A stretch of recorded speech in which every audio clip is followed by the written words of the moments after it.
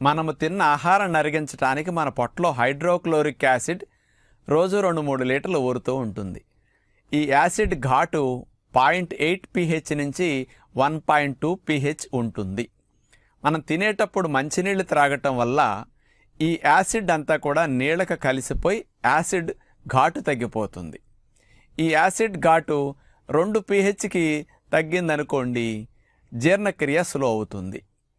ఈ యాసిడ్ ఘాటు 2.5 pH కంటే ఇంకా తగ్గితే నీళ్లు తాగటం ఎక్కువ అవటం వల్ల డైజెషన్ స్టాప్ అయిపోతుంది 1/2 అవర్ సేపు.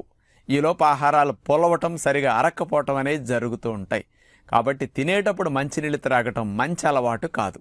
తినేటప్పుడు దాహం వేయకూడదు అంటే తినటానికి ఒక అరగంట ముందే శరీరానికి సరిపడా నీళ్ళను మీరు త్రాగండి. దాహం అనేది తీరుతుంది. తర్వాత ఆహారం తినండి, మంచిది.